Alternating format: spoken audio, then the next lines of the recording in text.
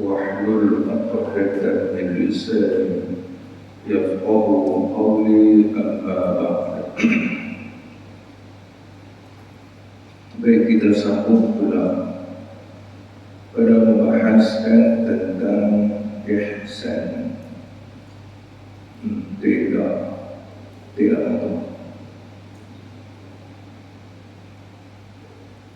jadi tentang terbentuknya agama itu, iaitulah ad-din, mesti berasaskan kepada 3 tahap. Yang pertamanya Islam, yang keduanya iman, dan yang ketiganya ihsan. Jadi Islam tidak ada bahaya, iman pun tidak ada bahaya. Pengertian iman tentang jadi Mu'tazilah, maka jadi Ahlus Sunnah wal Jamaah, insyaallah. Kemudian terbentuknya agama itu juga mestilah berasaskan kepada ihsan.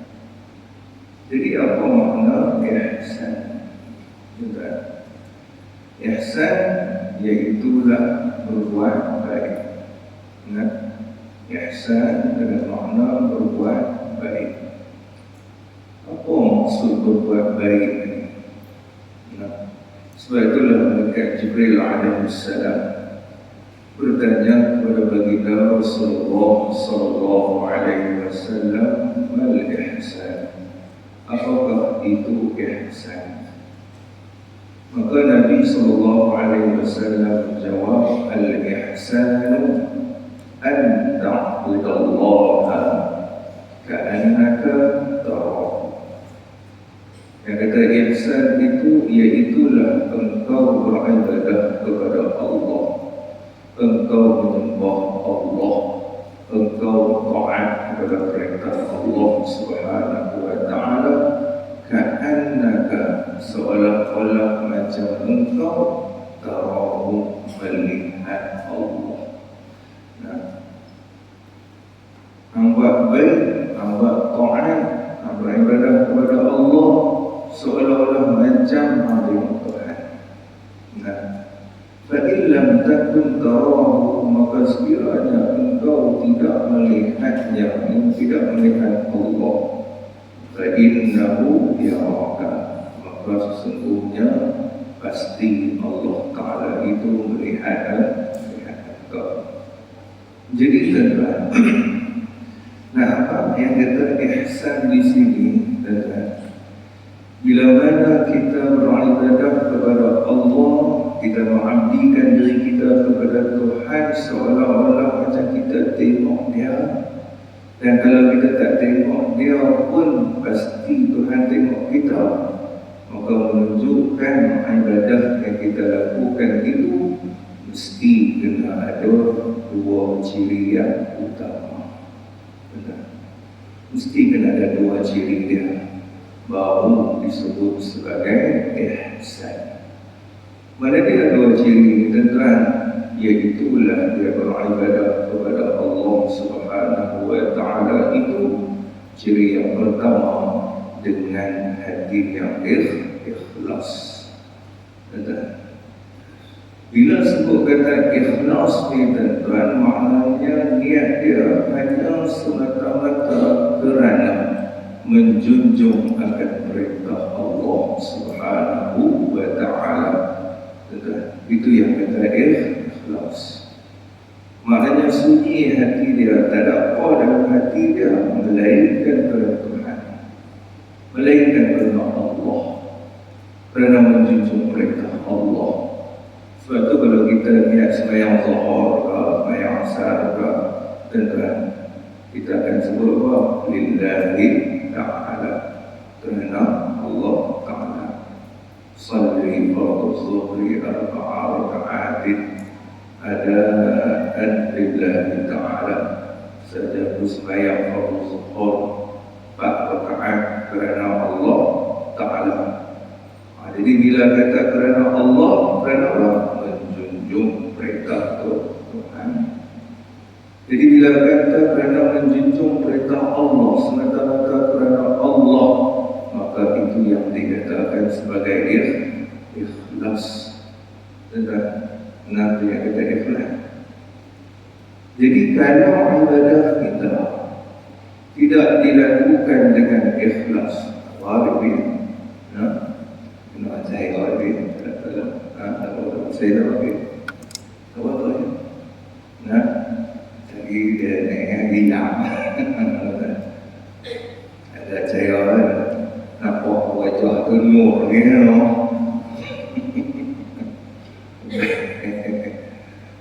jadi tentang sebab itu kalau seseorang itu beribadah kepada Allah, dia rajin sembahyang, dia rajin puasa, dia rajin baca Quran. Nah, kalau itu pada zahir nampak dia berbuat baik dah, dia berbuat baik.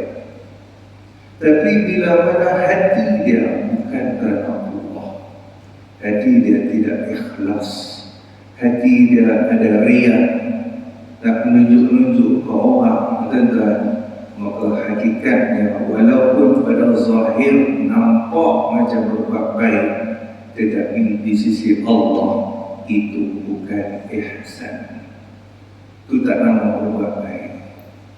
Walaupun dia rajin bersedekah, pada zahirnya nampak baik, tapi bila dia sedekah bukan kerana Allah, hati dia sebab nak tunjuk kata dia ni seorang pemurah, dan maka tidak ada ihsan dalam ibadah sedekah yang dia buat.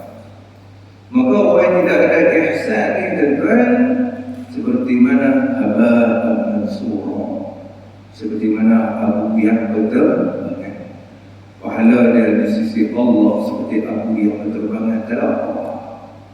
Tuan-tuan, ini adalah pentingnya ihsan dalam kehidupan kita. Jangan kita anggap bila kita rajin sedekah, kita rajin baca Quran, kita rajin sembahyang, kita rajin mengaji, dah dikira sebagai ihsan. Tak lagi, mesti kena ada dua ciri dia. Pertama, niat yang ikhlas. Jadi kita mengaji pada pagi ini, tuan-tuan, pastikan ikhlaskan niat kita hanya kerana Allah, kerana menjunjung perintah Tuhan. Nah, itu perintah Tuhan. Sebab apa? Sebab Allah perintah suruh kita kena dia. Fa'lam annahu la ilaha illallah. Ketahuilah bahawasanya tidak Tuhan yang sebenarnya disembah melainkan Allah. Jadi bila sebut kata ketahuilah, maknanya Allah tuntut suruh kita belajar. Nah, baik tuan-tuan. Kemudian ciri yang kedua, nah, kalau kata niat yang ikhlas saja tak cukup, mesti kena ada satu lagi, barulah cukup. Nah, ataupun dikatakan sebagai ihsan. Pada dia tentang ciri yang kedua, iaitulah mesti dilakukan dengan sehabis-habis baik. Mestilah ibadah yang kita lakukan dengan sehabis-habis sempurna. Betul? Kalau dia buat amal soleh, dia ada ikhlas kerana Allah. Tapi baca Quran tak betul juga. Betul? Baca Quran tak betul. Tapi dia ikhlas kerana Allah, maka itu juga tidak ada ihsan. Kalau lah dia sembahyang ni ada ikhlas kerana Allah, tapi sembahyang pun tak betul juga. Baca Fatihah tak betul, takbiratul ihram tak betul, rukuk pun tak sempurna, maka tidak ada juga ihsan. Begitu juga kalau dia sembahyang dia ikhlas kerana Allah, tapi pakaian dia betul, pakaian dia kotor, pakaian dia yang tak bersesuaian, pakaian seluar Presiden baru lah, bawah lagi dia kata tutup aurat juga, bina bawah putih. Memanglah tutup aurat, tapi tak berapa nak bersesuaian dengan Dan maka itu juga tidak ada ihsan. Nah, begitu juga kalau dia sembahyang tapi tidak khusyuk. Nah, orang yang sembahyang tapi tak khusyuk, maka itu juga tidak ada ihsan dalam salat dia, walaupun niat dia ikhlas kerana Allah. Sebab itulah tuan-tuan, bila kata khusyuk dalam salat ni, inilah banyak di kalangan kita, bahkan termasuklah diri saya sendiri, kadang-kadang tidak khusyuk dalam salat. Apa maksud yang kata khusyuk dalam salat ni tuan-tuan? Maknanya dia tidak menumpukan sepenuh perhatian dia dengan salat. Sebab itu kalau kita tengok salat ni tuan-tuan adalah perhubungan kita dengan Tuhan. Kita nak menghubungkan diri kita dengan Allah, ataupun kita nak berkomunikasi dengan Tuhan. Sebab itu tak ada cara lain kita nak berkomunikasi dengan Allah melainkan dengan salat. Jadi bagaimana kalau kita berkomunikasi dengan Allah hanya pada jasad, bukan dengan roh? Roh kita ada orang lain, roh kita ada rumah cucu, jasad kita ada sembahyang, jasad ada sembahyang, roh ada orang lain. Inilah yang dikatakan orang yang kalau kata orang disebut, dia kata apa? Ini bukan sembahyang, ini sembahyang. Sembahyang. Jadi kita tak mau kita termasuk di kalangan orang yang hanya sujud ataupun dia beribadah kepada Allah hanya pada zahir, bukan dengan roh. Betul? Sebab itulah pentingnya khusyuk dalam salat ni tuan-tuan. Nanti kata penting khusyuk dalam salat ni, sehingga akan ada 3 pendapat ulama tentang hukum khusyuk dalam salat. Nah, ada 3 pandangan ulama tentang hukum khusyuk dalam salat. Pandangan yang pertama mengatakan hukum khusyuk dalam salat itu adalah wajib. Nah, adalah wajib. Apa maksud wajib di sini? Maknanya kalau dia khusyuk dapat pahala. Tapi kalau dia tidak khusyuk dalam salat, berdosa. Bukan pandangan yang pertama ni, bukan. Sebenarnya kita sembahyang tak boleh pahala, tapi boleh dosa. Dan setengah kata boleh tak ikut sembahyang. Kalau tak ikut sembahyang, tak apa dosa. Nah, ni kalau sembahyang pun dosa, pasal buat dosa, pasal tak khusyuk. Saya ikut pandangan yang pertama, kalau tak khusyuk, hukum dia berdosa. Sebab khusyuk dalam solat itu hukum dia wajib. Abang kata pentingnya khusyuk dalam solat. Kemudian pandangan yang kedua pula menyatakan bahawasanya hukum khusyuk dalam solat itu iaitulah termasuk salah satu di antara syarat sah salat. Apa maksud yang kata termasuk di dalam syarat sah salat? Maknanya kalaulah dia salat tapi tidak khusyuk, maka hukumnya batal salat. Ini lagi berat. Betul? Sembahyang tapi tak khusyuk, batal. Bila batal, kena buat balik lah. Kena buat balik, sembahyang pula. Sembahyang balik pun batal. Pasal apa? Tak khusyuk. Jangan buat. Jangan buat. Kita ni kata, kalau kata ikut pandangan yang kedua, nah, kalau kata sembahyang ni tak khusyuk, kalau sembahyang tak khusyuk, batal sembahyang. Kemudian pandangan yang ketiga menyatakan bahawasanya hukum khusyuk dalam salat itu ialah sunat muakkadah, sunat yang dituntut. Jadi dengar sunat yang dituntut ni apa sahaja doa ni. Apa yang lega? Lega kalau tak khusyuk, tak puas. Itu orang-orang. Itu pandangan orang-orang. Orang awam ni bila sebut sunat ni apa lega? Lega tak mana? Lega tak buat tak puas. Tapi bagi orang soleh, tentang bila sebut kata sunat ni kalau tak buat rugi. Orang soleh sebut sunat ni tak buat rugi. Kalau orang awam sebut sunat ni tak buat tak buat. Baik. Jadi tuan-tuan, bila kata hukum khusyuk dalam solat di sunat muakkadah, apa maksud sunat muakkadah? Sunat yang dituntut. Sebab itulah tuan-tuan, sunat ni dia ada dua bahagian. Yang pertama sunat muakkadah, sunat yang dituntut, dan yang kedua sunat ghairu muakkadah, sunat yang tidak dituntut.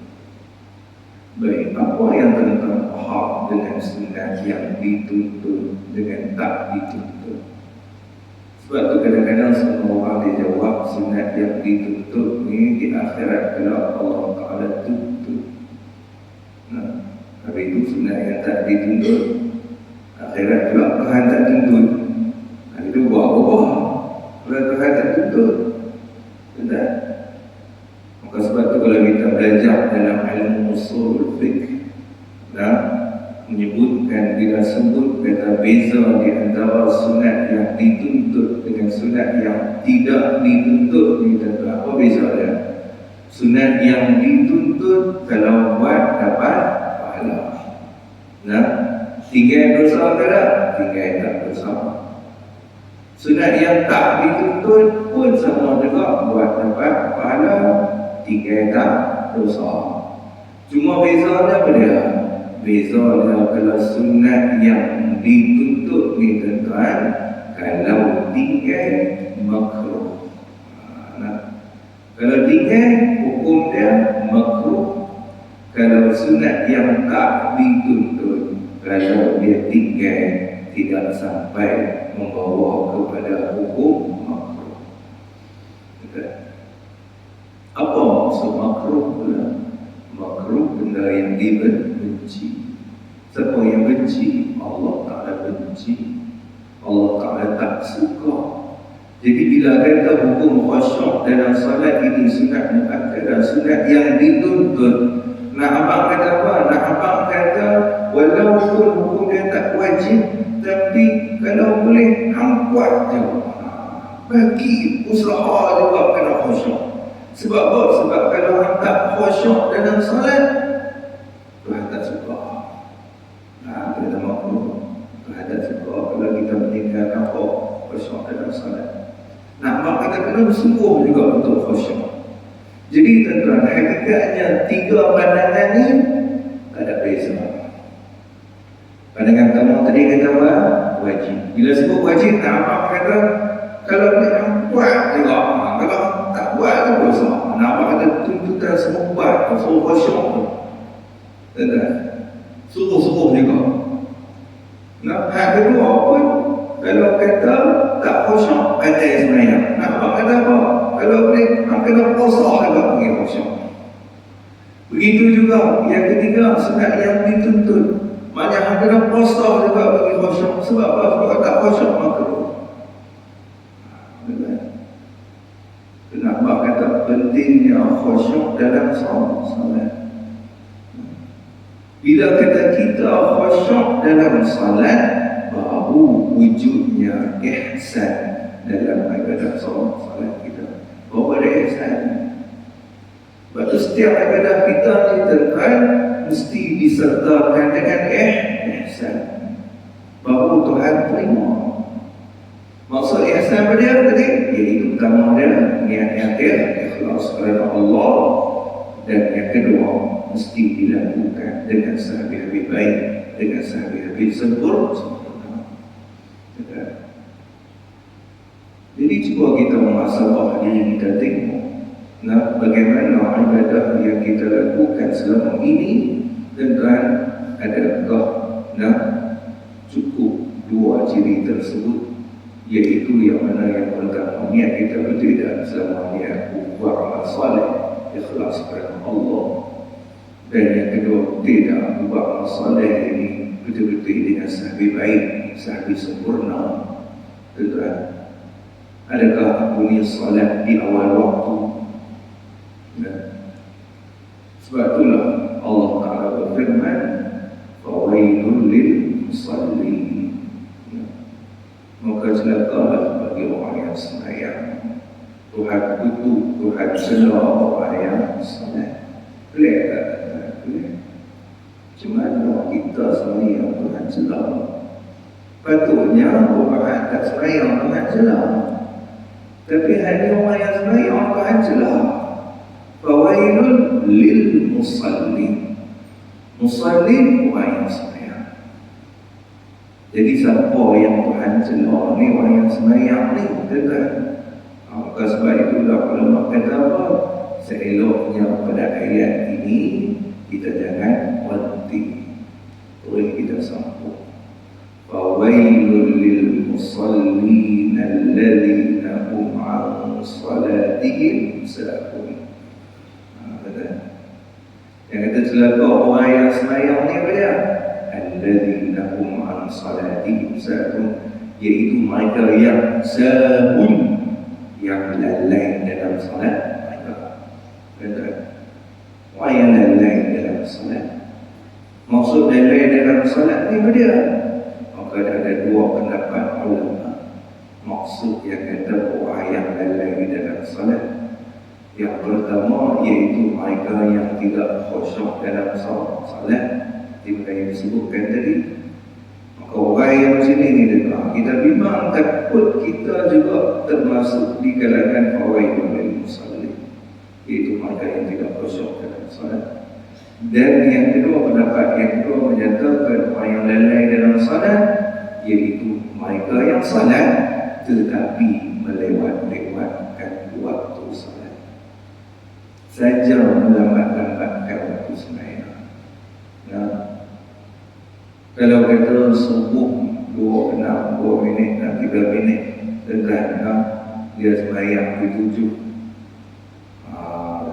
sembahyang di 7, saya buat dengan itu hari ini.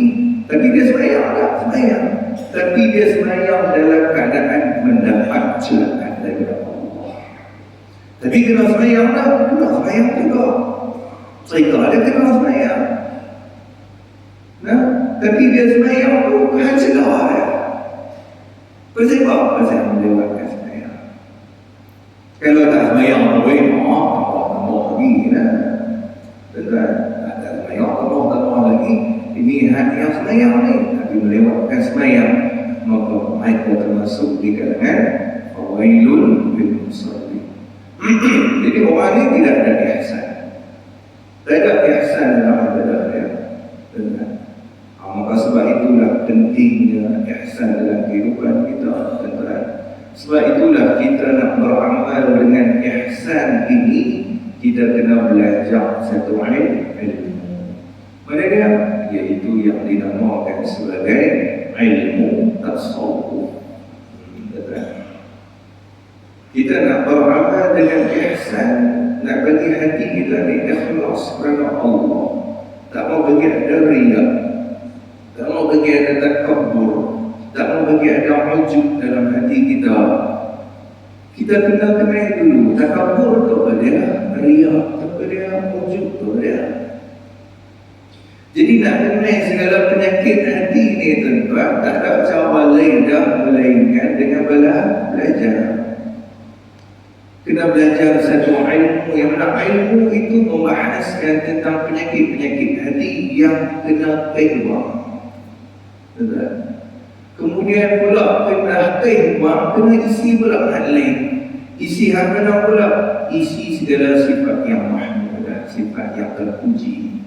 Tuan-tuan, bila kata sifat terpuji, kena isi zuhud, tawaduk dan sebagainya. Jadi kita nak isi hak elok, kita nak kenapkan dulu hak kau, boleh isi hak elok. Jadi nak buat hak tak elok tu, penyakit-penyakit hati ni kena belajar apa? Ilmu tasawuf. Sebab itu ilmu tasawuf dia termasuk di dalam ilmu yang fardu ain, ilmu yang wajib kita kena belajar, wajib atas setiap individu. Sebab tu bila sebut fardu ain ni, tuan-tuan, fardu ni kewajipan. Bila sebut kata ain ni, maksudnya pada atas setiap mukallaf, atas setiap individu yang mukallaf. Tuan-tuan, wajib kena belajar ilmu ni.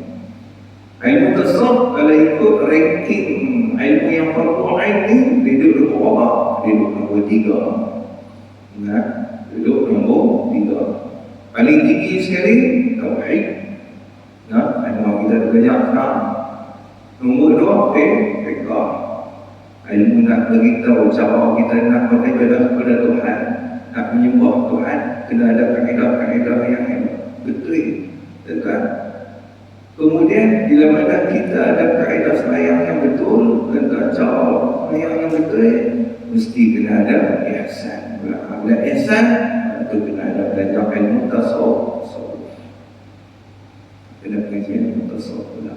Sebab itu orang yang ada 3 ilmu ni, tuan-tuan, cukup memadai untuk dia berjaya di dunia dan di akhirat. Habis tuan-tuan tak tahu nak ngaji apa. Tuan-tuan tak tahu nak ngaji apa lah. Ni tak peti lah ilmu agama, tak peti lah. Habis-habis tidak 3 ilmu ni sekolah. Apa lah? Tauhid, fiqh dan tasawuf. Tauhid untuk kita nak beramal dengan apa? Iman kita. Pasal apa? Pasal nak terbentuknya ad-din, agama mesti berasaskan kepada iman. Jadi nak memperbetulkan iman kita dengan ilmu tauhid. Nak terbentuknya ad-din mesti berasaskan kepada Islam. Yang mana Islam, kalau kita tengok rukun-rukun Islam, tuan-tuan, maka kita nak laksanakan segala rukun Islam, solat 5 waktu, puasa di bulan Ramadan, zakat, haji dan sebagainya tu, maka yang tu kita kena belajar ilmu fiqh. Kemudian nak terbentuknya ad-din mesti berasaskan kepada ihsan. Hati kita kena ikhlas, mesti dilakukan dengan sangat baik. Tentang yang tu kena belajar ilmu tasawuf. Jadi ada 3 ilmu ni, tentang insya-Allah sempurna. Lepas ilmu ni, 3 ilmu ni, tentang nak mengaji, nak tambah ni tafsir, nak mengaji ilmu hadis, mengaji ilmu sirah. Bukan kata maksud kata mengaji 3 ni dulu, aku sirah kau mengaji boleh. Bukan maksud macam tu. Maksud dia keutamaan kita. Mana kita kena ambil Quran, yang mana kita kena hadiri dengan lebih keras, majlis ilmu dengan lebih keras, ilmu apa yang kita kena hadir dengan lebih keras. 3 ni, tauhid, fiqh dan tasawuf. Sebab tu tuan-tuan, bila kata ihsan, ihsan ni tuan-tuan, sebab itulah dia nak masukkan dalam hati kita, ataupun nak jadikan hati kita ni suci bersih. Pasal hati kita ni perlu dibersihkan. Sebab di dalam hati itu ada iman. Di dalam hati ada iman. Maka bila mana dalam hati ni ada iman, begitu juga segala penyakit hati yang lain. Mana dia? Takabur, ujub, riak dan sebagainya pun duduk dalam bekas yang sama. Mana ada bekas yang sama? Hati kita juga. Jadi dia tak ada bahagi-bahagi. Iman, hati ni dibelah 2. Ada divider dia. sebelah kanan, maksud apa semua penyakit hati sebelah kiri. Macam tu tak? Tak.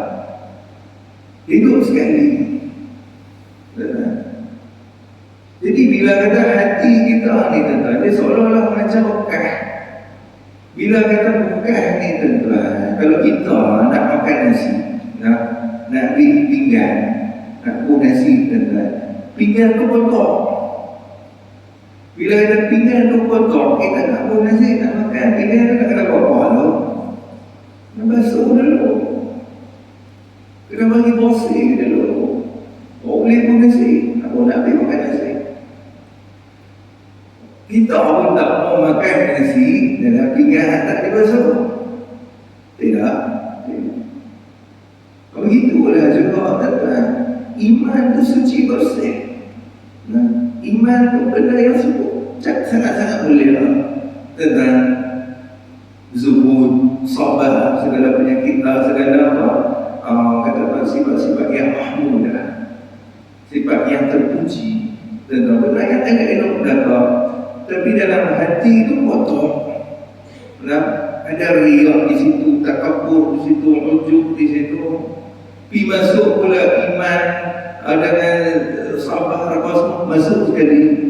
Bila dimasukkan benda yang elok di tempat bekas yang kotor, maka dia akan terjejah kat benda yang elok tu. Terjejah. Sebab tu kita ni iman ada, tapi iman kita terjejas. Sebab itulah tuan-tuan, bila mana iman kita terjejas, sebab tu kadang-kadang sembahyang kita tak khusyuk. Sebab iman kita terjejas dengan benda-benda kotor dalam tu. Maka sebab itu tak mau bagi terjejas iman, buang akal. Kena bagi bersih dulu. Bersih bekas dulu, bersih hati dulu, baru isi yang elok. Bila isi yang elok ni tuan-tuan, barulah yang elok tu tak terjejas. Barulah iman kita tak terjejas. Bila iman kita tak terjejas ni tuan-tuan, insya-Allah kita sembahyang pun khusyuk. Tuan-tuan, bahkan apa saja kita buat, kebaikan kita buat, semuanya ikhlas kerana Allah Subhanahu wa ta'ala. Baiklah, selesai tentang ihsan. Boleh faham ihsan itu semua. Baik. Tapi yang pula kita masuk pada membahaskan pula tentang hukum syarak. Tentang hukum syarak. Baik, apa makna hukum syarak? Dan pasal apa kita nak kena bahas hukum syarak?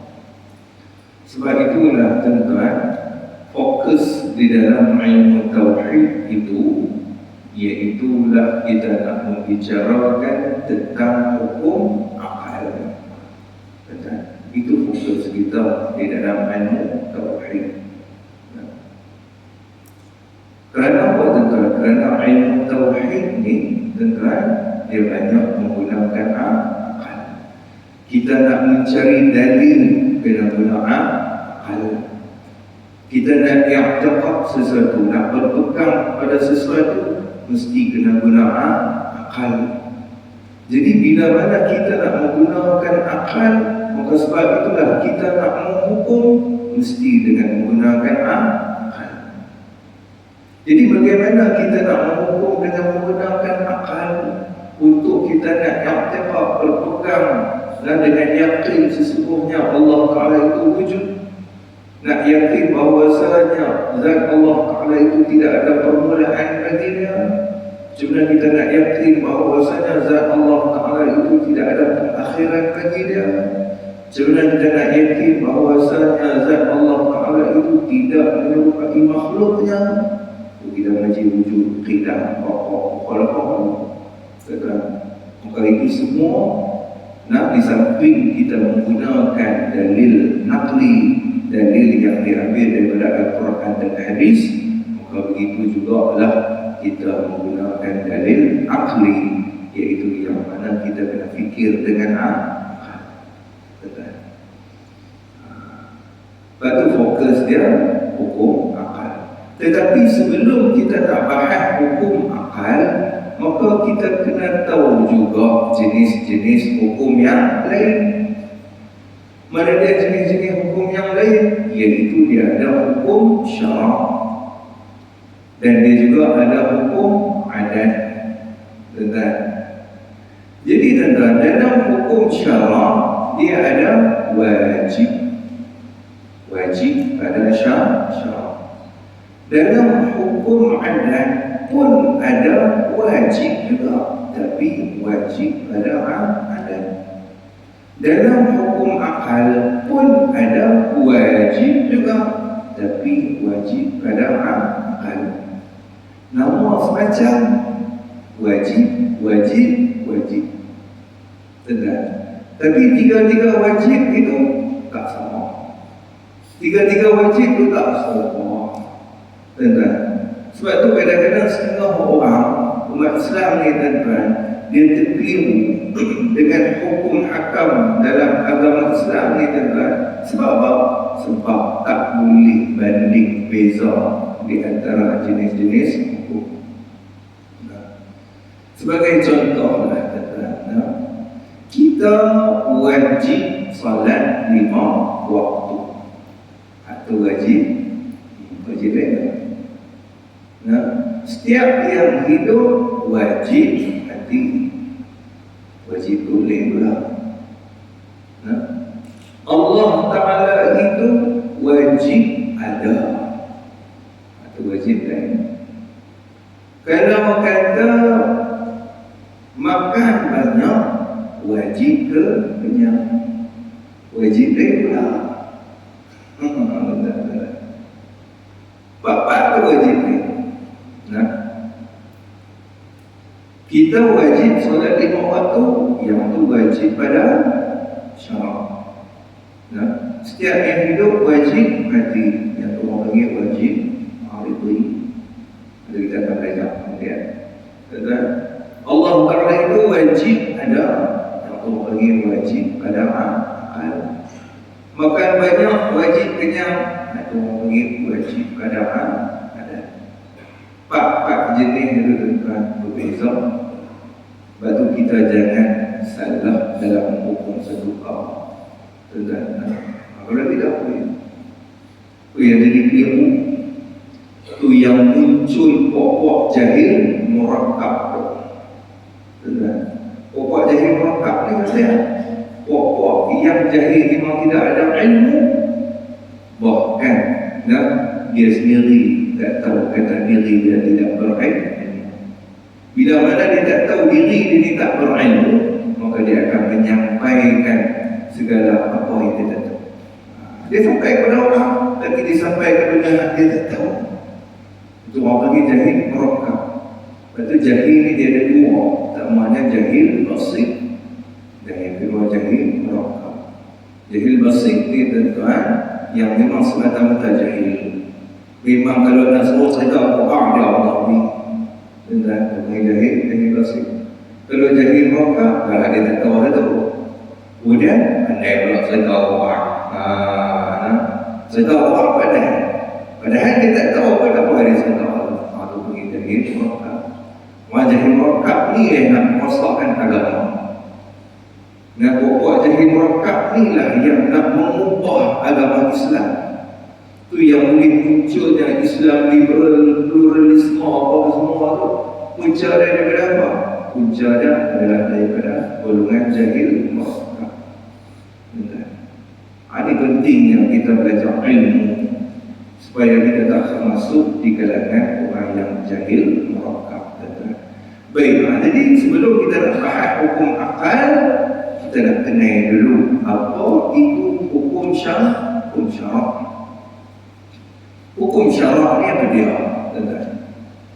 Baik, jadi bila sebut kata hukum syarak ialah kalam Allah, ataupun kita sebut sebagai khitabullah. Apa maksud khitabullah? Yakni percakapan Tuhan. Hukum syarak ni khitabullah, ataupun kita kata sebagai kalam Allah, ataupun kita kata sebagai sebagai percakapan Tuhan. Jadi bila kata percakapan Allah, maka dia melibatkan 3 orang. Ini saya kata tengok buku tu rekat tu. InsyaAllah nanti aku buat tu dia detail. Ini kita mengaji buku ni sah. Buku tu siap saya tahu tu. Nanti kita baca buku. Lepas tu saya nak ambil stok ni, saya bagikan tuan. Saya bagi tu dia. Baik, jadi tuan-tuan, bila kata percakapan Allah ni, dia melibatkan 3. Sama ada percakapan dari sudut perintah. Tuan-tuan, ini tuan-tuan kena catat. Sama ada percakapan itu dari segi dalam bentuk perintah, ataupun percakapan itu dalam bentuk tegahan, teguh, ataupun percakapan itu dalam bentuk pilihan, pilihan. Jadi tuan-tuan, macam mana yang kata percakapan Allah dalam bentuk perintah? Dia ada 2. Yang pertamanya wajib dan yang keduanya sunnah. Macam mana yang kata percakapan Tuhan dalam bentuk tegahan, teguh, ataupun dalam bentuk larangan? Dia ada 2 juga. Yang pertamanya haram, yang ketiganya makruh. Dan macam mana pula yang kata percakapan Allah dalam bentuk pilihan? Buat tak apa, tak buat tak apa, iaitulah harus. Jadi tuan-tuan, maka sebab itulah bila kata hukum syarak ni percakapan Allah, sama ada dalam bentuk perintah, sama ada dalam bentuk tegak, sama ada dalam bentuk pilihan ni tuan-tuan, maka ketiga-tiga ni ada pada mana? Ada pada 5 hukum yang disebut sebagai hukum syarak. Mana dia? Perintah, wajib dan sunnah.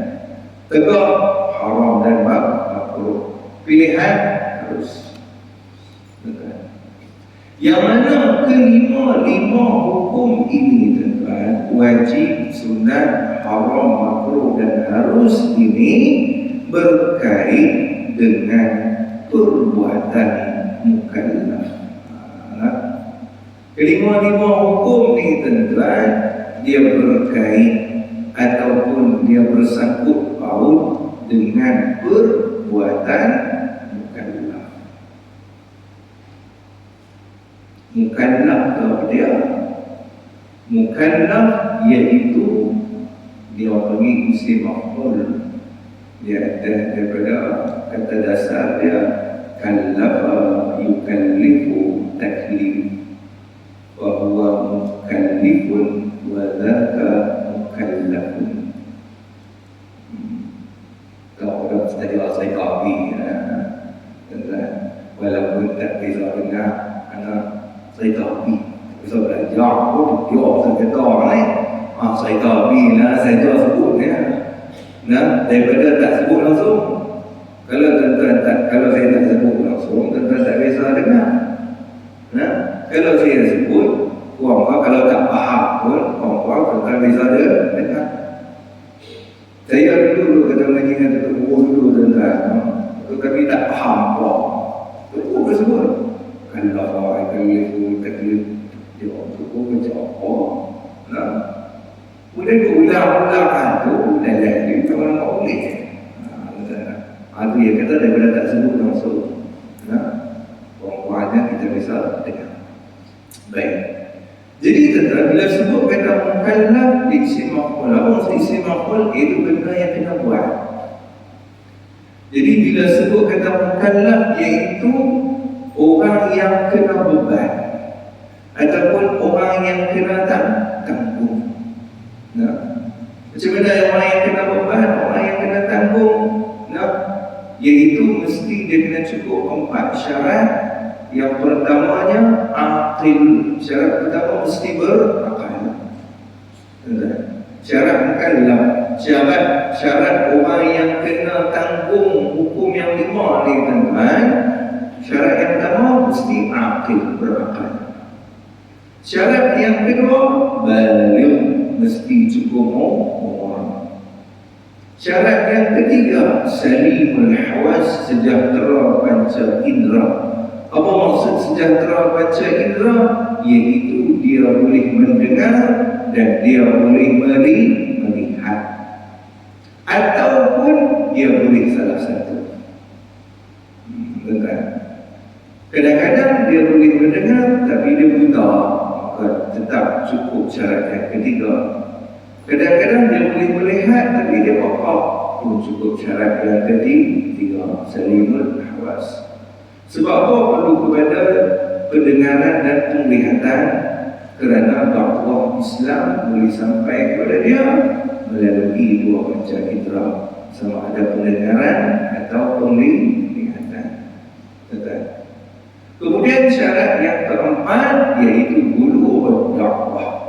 Apa maksud bulughud dakwah? Sampai seru dakwah Islam kepada dia. Kita sampai lebih-lebih sampai kan.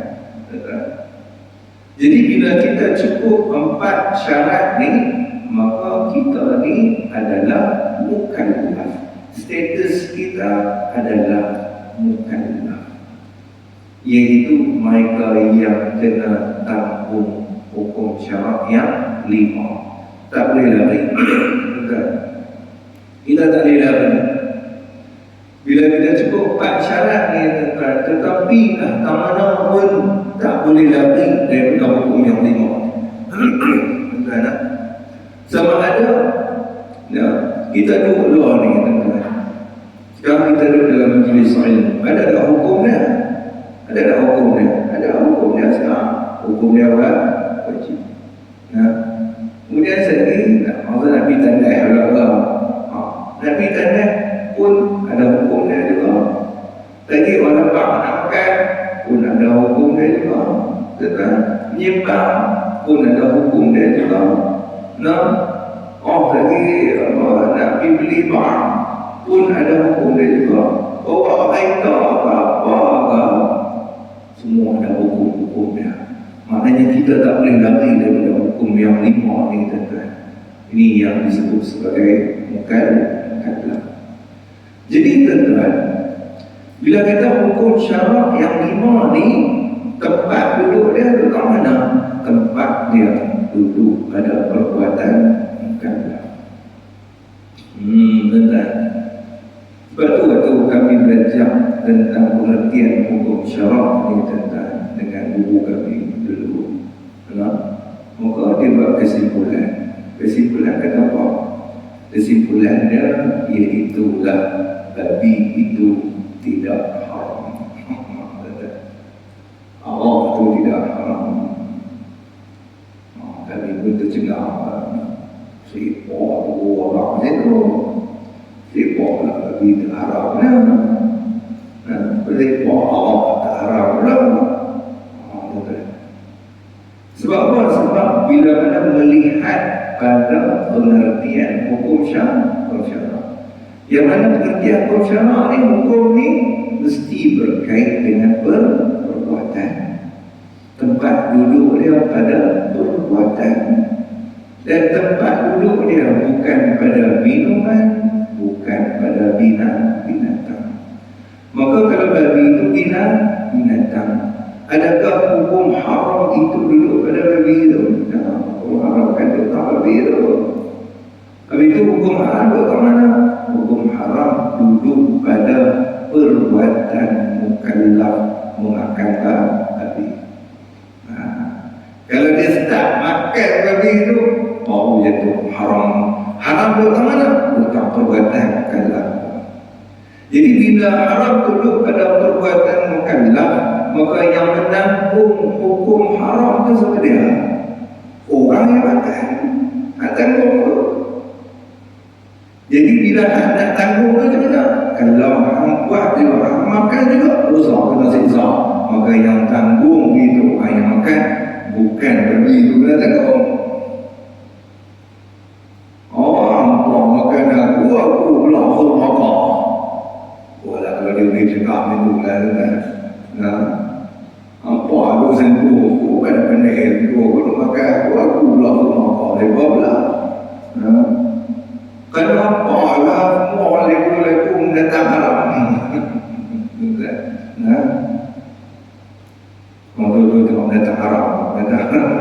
Lebih haram kan utang babi itu. Tentang haram tu pada perbuatan mukallaf. Kita pergi makan babi tu, pergi sentuh dia, pergi peluk dia. Perbuatan peluk tu haram tu. Tentang haramkan pergi dekat binatang tu. Kalau tidak, kalau ada dia boleh cakap, dia kata, aku duduk dalam hutan, aku makan pun haram, aku tidur pun haram, aku gomel Allah pun haram. Bukan haram bukan tu kat dia. Haram tu pada perbuatan kita. Kalau kita pergi makan, begitu juga Allah. Haram bukan tu pada Allah tu. Haram duduk pada perbuatan mukallaf diminum Allah. Tak minum, perbuatan minum haram tu. Bukan kata nanti minum, buat apa? Maka perbuatan membuat apa tu, itu pun haram. Begitu juga kamu tak buat apa-apa, aku tolong jual saja. Maka perbuatan menjual. Aku tak jual, aku beli ya. Maka beli itu, perbuatan beli itu haram. Jadi hukum syarak ni dulu pada perbuatan, bukan pada bentuk. Jadi jangan dibalik pula. Biarlah hantarlah aku baru aku mengaji kata apa, awak haram. Lagi dah, oi, mereka pula awak haram, lagi dah. Itulah anda tahu. Tu aku seorang mengaji yang tak pergi mengaji. Jangan dikata. Janganlah kita ni tunjuk pandai sangat. Dengan tunjuk rumah kan. Kalau ikut cakap mudah, kalau orang tanya bagi itu haram ke? Maka kita jawab haram kan. Jawab dan juga haram. Tentang jangan disebut tak haram. Jadi orang keliru, masyarakat keliru. Tapi pasal saya cerita macam ni, tuan-tuan, pasal kita dalam majlis ilmu. Bila dalam majlis ilmu, saya kena cerita hukum duduk kat mana. Tuan-tuan jangan salah letak hukum bukan pada tempat dia. Ini saya kena cerita. Tapi kalau tuan-tuan saja duduk sembang kedai ke, pergi kata, awak tak haram, tak haram. Jangan duduk cerita macam tu. Kalau orang tanya, awak tu haram ke tak? Kita jawab haram. Babi itu haram ke tak? Kita jawab ke tak? Haram. Tapi kita faham tak apa yang haram? Ya, kita faham. Yang haram tu makan, yang haram tu minum. Bukan yang haram tu babi tu, bukan haram tu awak tu. Ilmu kita faham dah tu. Tapi kita cakap tu sebagai pemudahan. Orang kata apa cakap mudah. Kalau orang tanya awak tu haram ke tak? Haram. Cakap mudah yang haram. Babi itu haram ke tak? Babi cakap mudah yang haram. Tapi kita faham dah. So haram ke tak? Baik. Jadi tuan-tuan, terbahagi kepada 5. Jadi hukum syarak ni dia ada 5. Pertamanya wajib, yang keduanya sunat, yang ketiganya haram, yang keempatnya makruh, dan yang kelimanya harus. Jadi apa maksud wajib pada syarak? Wajib pada syarak ni tuan-tuan, ulama mentakrifkan talabul fi'li talaban jaziman. Tuntut buat akan sebagai tuntutan yang putus. Siapa yang tuntut? Allah yang tuntut. Tuntut kat siapa? Tuntut kita. Kita ni sama dia mukallaf yang cukup syarat tadi. Allah tuntut semua kita, tuntut semua buat apa? Buatkan dengan buat. Kita dah tuntut buat. Allah tuntut suruh kita buat, laksanakan. Tuntut tu macam mana yang kita suruh buat tu? Akan sebagai tuntutan yang putus, mesti kena buat. Awak kalau tak buat jadi bagaimana? Sekira-kira kalau orang buat dapat pahala, tapi kalau nanti dia berdosa. Itu kita buat wajib. Kita wajib pada syarat. Jadi tuan-tuan, contoh daripada solat 5 waktu. Apa tu solat 5 waktu? Allah tuntut semua kita solat. Akan sebagai tuntutan yang mesti hang kena solat. Nah, kalau hang solat dapat pahala. Tapi kalau hang meninggalkan solat berdosa. Itu yang pertama. Yang keduanya sunat. Maka sunat juga termasuk dalam perintah Tuhan. Nah, percakapan Allah dalam bentuk perintah. Sebab itu ulama mentakrifkan sunat daripada iaitulah talabul fi'li talaban ghairu jazim. Sama ada dengan wajib tadi, sama di situ apa? Talabul fi'li, tuntut buat. Sunat buat, tuntut buat. Maknanya Allah tuntut suruh kita buat bila sunat. Bila tuntut maknanya Allah perintah suruh kita buat. Cuma tuan-tuan, talaban ghairu jazim, tapi bukan satu tuntutan yang putus, bukan satu tuntutan yang mesti kena buat. Nah, macam mana yang kata bukan satu tuntutan yang mesti? Sekira-kira kalau hang buat dapat pahala, tapi kalau hang tinggal dosa kadang tak dosa. Tapi perintah Tuhan kadang, ya itu perintah Tuhan. Sebab itulah tuan-tuan, kita ni kalau kita nak bagi motivasikan diri kita untuk buat perkara yang sunat ni tuan-tuan, kita kena anggap sunat itu adalah perintah Tuhan. Sebab itu orang yang soleh ni tuan-tuan, sunat kalau boleh dia otomatik. Sebab apa? Sebab solat termasuk juga talabul fi'li yang Allah Ta'ala tuntut perintah solat. Tapi cuba kita tengok, nah, kalau kita duk nampak benda yang sunat ini, kalau tak buat tak buat, dia duk nampak tak buat. Nah, orang awal kita dia nampak sunat ni, dia duk nampak tak buat, padahal sunat ni Allah beritahu suruh buat. Tapi dia duk nampak tak buat, tak apa. Tapi main tak makruh tuan-tuan. Makruh ni benda yang Tuhan tak bagi buat. Nah, tapi kalau orang buat juga dosa, tak dosa. Nah, makruh ni. Tapi orang awam ni nampak makruh ni buat tak apa pula. Nah, padahal benda tu Tuhan tak bagi buat. Makruh ni Tuhan tak bagi buat. Sunat ni Tuhan suruh buat. Betul? Hak semua tu dia duk nampak tak buat tak apa. Hak makruh ni dia duk nampak buat tak apa. Kalau kita tu maknanya hati kita ni kotor banyak kotor ni kan. Kena cuci. Nah. Sebab tu tuan-tuan, kalau orang soleh dia akan nampak tuan-tuan, hak sunat ni kalau tak buat sebab apa tuan-tuan? Kerana sunat ni adalah bonus, tawaran daripada Allah Subhanahu Wa Taala. Di samping kita melakukan ibadah-ibadah yang wajib, tuan-tuan, ibadah yang wajib ni banyak, tak banyak tuan-tuan. Ibadah wajib tak banyak pun, solat 5 waktu. Kalau lepas rukun Islam tu banyak, tak banyak pun. Jadi kita nak tambahkan lagi, bagi dapat pahala lebih lagi. Sebab itulah adanya perkara-perkara yang sunat. Kita tawaran Tuhan nak bagi lebih. Tuhan nak bagi lebih bagi siapa? Bagi mereka yang bekerja keras. Betul. Orang yang bekerja keras ni siapa dia?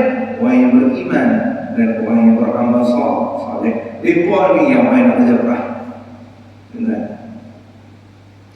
Maka orang yang kerja keras ni tuan-tuan, kalau dia buat, Allah akan beri pahala berganda-ganda. Contoh baca Quran, tuan-tuan, Allah akan beri pahala berganda-ganda. Lagi dia baca banyak, lagi banyak pahala dia. Tapi kalau kita buat sikit, maka sikitlah pahala kita. Kalau buat banyak, lebih. Tuan-tuan, artinya ada tawaran Tuhan. Sebab itulah tuan-tuan, cuba kita tengok berapa banyak amalan sunat yang kita buat. Nah, berapa banyak amalan sunat yang kita buat. Sebab tu tuan-tuan, saya ni alhamdulillah Allah Ta'ala pertemukan saya dengan orang-orang yang soleh dan tuan-tuan yang orang yang soleh. Dan Allah Ta'ala pertemukan saya dengan seorang pakcik. Dia mana pakcik ini memang seorang yang soleh. Seorang yang cukup menjaga penglihatan, yang cukup menjaga pendengaran, yang cukup menjaga percakapannya. Begitu juga perbuatannya, dengan cukup jaga. Ini kadang-kadang bukan kata dia cerita kata saya jaga percakapan kata dia cerita, tapi bagi teman-teman yang dah lama kenal. Ada buat cerita kata orang ini baru daripada dulu sampai kalau dia takkan bercakap pada orang yang sia-sia. Dia dengar kalau kata duduk sembang cerita Pak Belara kan nampak Pak ni kan, dia tak duduk sekali. Kalau cerita ilmu ke apa-apa, dia duduk jahit sekali. Sebab tu tuan-tuan, waktu kuliah saya di situ, dia jadi pengerusi. Dia jadi pengurusi majlis. Dia jadi pengurusi majlis ni tuan-tuan, habis pengurusi sebab dia menjemput saya bercakap apa, setelah habis kuliah, mungkin ada jamuan. Ada jamuan ni adalah hidang, ada bingung boleh dia betul lagu apa semua, tuan-tuan, lagu mie apa semua. Suruh saya makan, makan. Tapi tengok kat dia tu tak ada. Baik tak makan buat kecil ni. Lepas tu dia tanya kecil tak makan. Dia kata, orang kata nak puasa. Dia sebut dia juga anak kemah kecil ni. Bukan anak. Kata anak puasa. Dia kata, oh puasa. Kemudian kebetulan hari itu hari Ahad. Lepas tu kita puasa Allah ya. Dalam hati tu detik kan, dia puasa Allah ya. Kalau puasa sunat, baik sebenarnya khamis kan. Lepas tu ingat, dia puasa Allah kot. Ada Allah sekarang. Puasa Allah kot.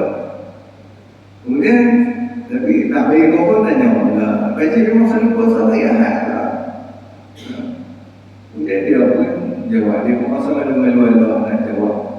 Dia kata apa? Dia kata hanya anak tak puasa pada hari yang diharamkan puasa saja. Orang sudah dia puasa sepanjang tahun. Puasa sepanjang tahun. Saya baru nak suap bihun goreng. Boleh tak jadi suap. Tengok malu. Malu. Aku amal soleh tu anak murid mengaji kita tu tak berusaha dia pasal dia kita. Kemudian saya pun tanya, pakcik memang saya puasa memang sepanjang tahun sejak bila lagi. Kemudian dia pun beritahu sejak tahun 70-an. Tahun 70-an. Sampai bila? Dah berapa puluh tahun. Kat 50 tahun lah. Hampir 50 tahun dia berpuasa sepanjang tahun. Tak pernah tinggal. Lepas saya tanya dia berapa pakcik berapa? Dia kurang umur dia 15 tahun. Sila. Umur dia 15 tahun. Cuma yang boleh puasa umur sekarang 15 kita umur 15 turut lah. Kira doa ya, untuk umur ni lah kan. Dengan awet-awet tu kira ni lah. Kira nak murad dia setiap umur 15 dia puasa. Dia kata apa? Dia kata waktu dulu awal dulu tengoklah satu buku Nombu Agama cerita tentang kelebihan puasa sunat. Selain daripada puasa Ramadan dan puasa Ramadan, dia tengok puasa sunat ni. Teringin dengan puasa, dia nampak kelebihan puasa ni.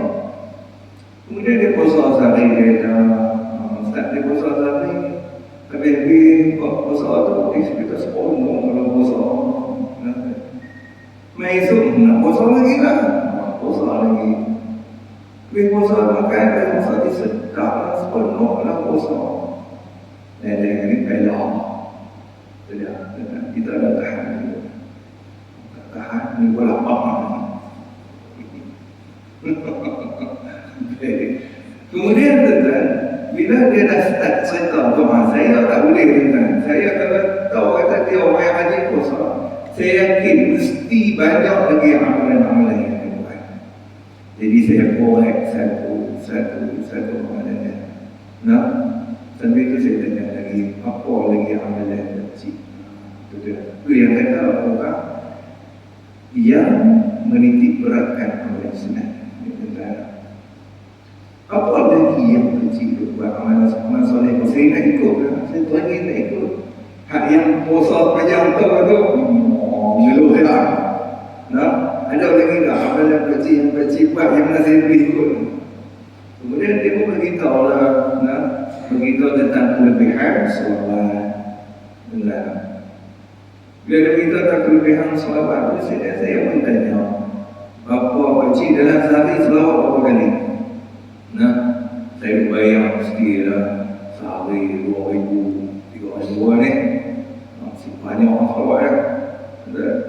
Kemudian dia pun beritahu, dia kata, kira dalam sebulan, pun dalam sebulan, maknanya mesti kalau cukup sebulan banyak ni.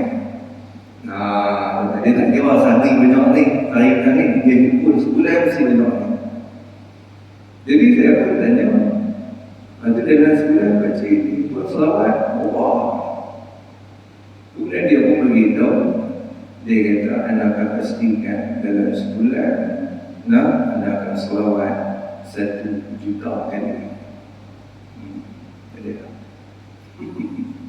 Sejuta juta. Kemudian saya tanya, dia kalau sejuta sehari berapa kali? Dia kata kalau dalam sehari kurang-kurang 33,000 kali. 33,000. Saya risaulah sekali tentang saya buat cukup 31,000 kali. Risau saya buat selawat 31,000 kali sehari. Hari kedua kurang 30. Hari ketiga jadi 50. Hari keempat 10. Kurang. Ini nak bagi cukup sejuta, kurang 33,000 sekali. Tu pengalaman kita tu, ni hafal semua. Ni raham nak semua.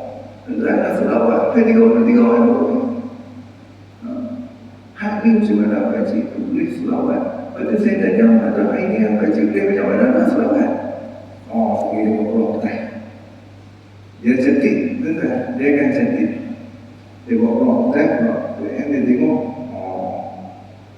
Awal itu saya tengok dekat dia punya yang tasbih dia orang ada nombor tu digital benar. Itu 4,000 lebih. 4,000 lebih. Saya ingatkan hari itu 4,000. Rupanya dia pun ada budak ni tu, budak awal tu. Dia kata apa? 44,000. Ini boleh 44,000.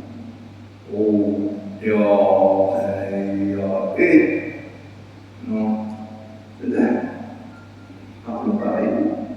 Kemudian pula tentang dia selawat tu pula nak bagi cukup sejuta. Bukan kata hari yang ke-30 pun cukup sejuta dah. Dia kata hari yang ke-25 dah cukup 1 juta. Belum hari ke-26, 27 dia selawat juga. Tapi yang tu dia tak kira. Dia tak masuk ke dalam juta. Yang tu dia kira lebih berkata tu. Tapi dia akan pastikan hari yang ke-25 tu cukup juta.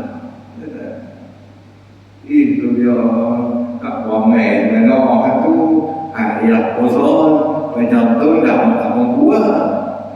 Dan dia nak boleh ikut kecil tu selawat, nak ikut ramai dengan dia, selawat sebulan juta. Oh, dia Tuan-tuan, kemudian saya tanya lagi, nanti amalan aku lagi je apa? Nah, dia kata, besok kata, baca Quran. Itu boleh besok lah. Tanya Allah, baca Quran, sudah berapa kali khatam lah. Dia kata, besok lah kadang-kadang 4 kali khatam sebulan. Noh lah kata, sudah ada selawat sebulan juta. Nah, khatam Quran 4 kali pula. Ini tu dah hati kita dah. Orang yang tanya dah kata dah ni siapa dia? Orang yang tidak soleh. Tapi bagi orang yang soleh ni dia dah. Sebab apa dah? Kerana Allah yang menciptakan masa. Bila mana masa itu kita guna untuk mengabdikan diri kita kepada Allah, masa yang sedikit tu Allah luaskan. Hak yang tak ada tidak. Tapi bagaimana orang yang lalai dengan Tuhan, Tuhan, dia akan masa-masa tu, tak ada apa-apa, tak ada, tak ada, habis. Sebab ni termasuk di kalangan orang lalai dengan dia, lalai dengan Tuhan. Orang yang tak lalai dengan Tuhan ni, masa yang sedikit Tuhan luas. Sebab itulah dia bisa tanya saya tahu dalam sehari ada berapa saat. Dalam sehari ada berapa saat? Saya nak tahu, yang saya tahu dalam sehari ada 24 jam. Saya tak tahu pula dalam sehari ada berapa saat. Tak pernah kira. Dia kata dalam sehari dia kurang dalam 86,000 waktu saat saya ingat. 86,000 saat ni. Dia tak. Dia kata dia biasa sekali dia selawat, sekali dah dia kata dalam semua hidup dia, biasa dalam sehari 130,000 kali. 130,000 kali. Padahal dalam sehari ada 86,000 saat. Tak berhenti saat ada. Tak 86,000. Dan hak ni selawat sampai 130,000. Maknanya melebihi daripada bilangan saat. Tak tolak kau waktu dia semayang, tak tolak kau waktu dia nak pergi tanah ke apa, waktu dia tidur. Takkan nak tidur ke? Maka sebab itulah yang kata tuan-tuan, barakah masa. Nak apa kata berkatnya masa. Sebab tu bila mana masa ni nikmat Tuhan, bila mana nikmat Tuhan kita syukur dengan nikmat Allah, dengan kita isikan dengan perkara yang mendekatkan diri kita kepada Dia, tuan-tuan, maka Allah Taala tambahkan lagi nikmat. Seperti mana firman Allah, la in syakartum la azidannakum. Kalau orang syukur dengan nikmat pemberian aku tambah, walaupun masa rezeki aku beri luahkan. Sebab saya syukur. Jadi sebab tu tuan-tuan, kita ni cuba kita tengok. Kalau kita orang tak sempat buat ni, tu maknanya tuan-tuan, kita masih boleh kita masuk di kalangan orang-orang yang lain tuan-tuan. Banyak orang tuan-tuan. Begitu juga tuan-tuan, kalau kata saya tanya, kecil bangkit dulu semayang malam tu apa? Dia kata selalu dia mengalam 2.30 pagi. Saya ada lagi kita nak pukul 9 pagi itu kurang-kurang ni. Tak tahu tu mana. Kalau 9 pagi. Kemudian dalam baca masjid semayang malam, berapa rakaat. Semayang malam masjid berapa rakaat. Kemudian dia pun malu-malu Allah dia cakap. Dia kata ni, anak tak pernah saya tahu anak suka minta. Dia kata tapi dalam cerita saya ada uang. Tapi bukan kata rahsia apa. Maknanya dari cerita ni bukan kena buka aib ke rahsia dia. Nak serumpanya jadi satu penambah semangat kepada kita. Kepada nak beri kita lebih banyak masalah. Kemudian dia kata apa dia kata, kalau kata semayang malam dia selalunya tak akan pernah kurang daripada 100 rakaat. Mengamalkan 100 rakaat. Kita terawih 20 hingga terawih 20. Ini mayang anak saja, tak masukkan mayang fardu dia, mayang duha dia, tak ada buah lagi. Buah mayang anak dia, ubah 100 rakaat. Ada dengan solat ini. Kenapa kita banyak masalah? Kita barakah masa, berkat masa. Jadi kita, sebab itu Allah Ta'ala berfirman, wal 'asr innal insana lafi khusr. Sesungguhnya manusia itu dalam kerugian. Pasal apa rugi? Termasuk dibiarkan melalui situ saja. Illa alladzina amanu wa 'amilus shalihat. Melainkan orang yang tak rugi masalah ni, dan tak rugi, tak masuk dalam orang yang rugi, iaitu mereka yang beriman dan yang beramal soleh. Jadi tentang saya tanya macam mana pakcik boleh konsisten istiqamah dalam melakukan amal soleh. Dia kata apa? Dia kata kena berdoa dengan bersungguh-sungguh. Itu kunci dia. Kunci sebab apa yang nak boleh bagi kekuatan untuk istiqamah ni sebenarnya tentang Allah. Allah yang bagi kekuatan. Bila mana Allah yang bagi kekuatan untuk istiqamah ni tentang, maka sebab itulah dia kata apa? Kena bersungguh-sungguh minta Tuhan. Bersungguh-sungguh. Jadi bila sebut bersungguh-sungguh ni tentang, kita akan sungguh ke dah kita doa. Kita lepas semayang, kita bersungguh-sungguh nak minta doa kat Tuhan. Kita faham apa yang kita minta, kita sebutlah bahasa Arab. Kita faham apa yang kita minta. Imam baca doa, kita faham. Kadang-kadang kita baca doa sendiri pun kita balik juga. Baca doa, kita baca dalam bahasa Melayu, kita balik tanyakan dia cuba. Kita bersungguh. Itu yang dia kata apa? Kena bersungguh-sungguh. Sungguh-sungguh minta kepada Allah. Kemudian dia pun beritahu, dia kata apa? Dia kata yang boleh istiqamah ni sebab apa? Sebab dia rasa kesedapan. Dia rasa sedap beramal soleh. Maka sebab itulah tentang kelazatan ibadah itu anugerah Tuhan.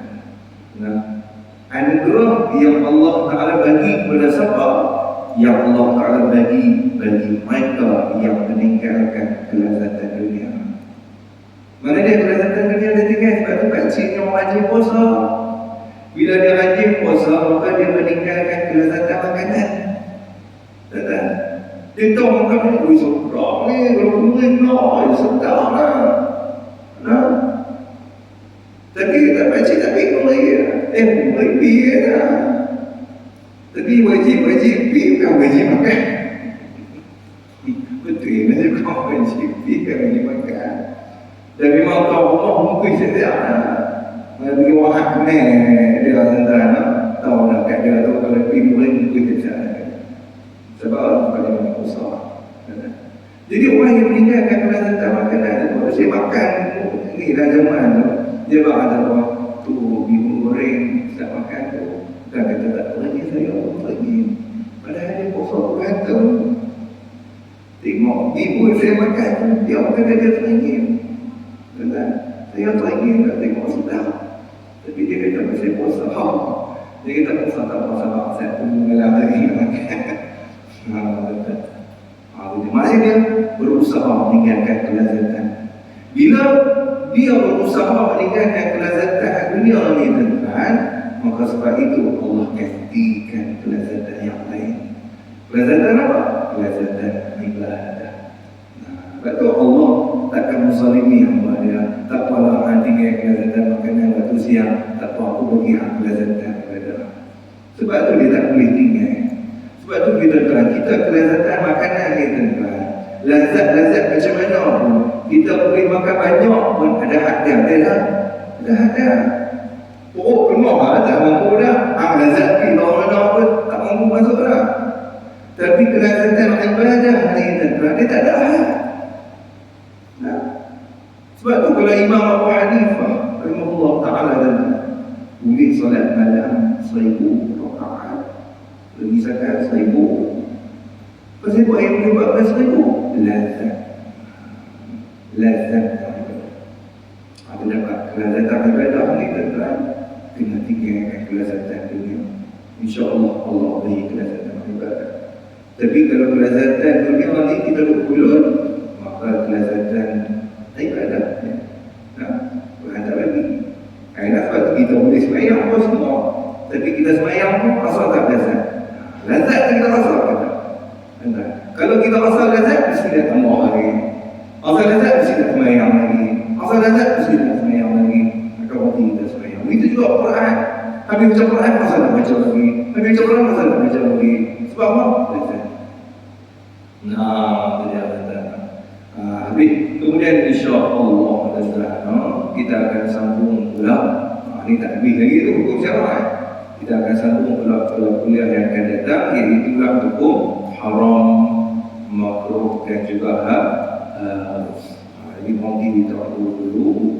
Allah Subhanahu wa taala a'lam. Ada soalan apa? Ada soalan tanya soalan?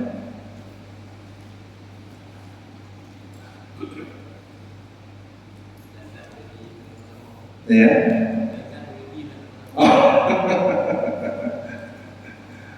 Jadi kalau kita rasa lazat gaji ni, bismillah tapi hadir dalam Allah Subhanahu wa ta'ala. Bismillahirrahmanirrahim. Alhamdulillahirabbil alamin. Wassalatu wassalamu ala asyrafil anbiya'i wal mursalin wa ala alihi wa sahbihi ajma'in. Allahumma nawwir qulubana bi nuri hidayatik kama nawwartal ardha bi nuri syamsika abadan abada bi rahmatika ya arhamar rahimin. Sallallahu wasallam alaihi walhamdulillahi rabbil alamin. Wassalamualaikum warahmatullahi wabarakatuh.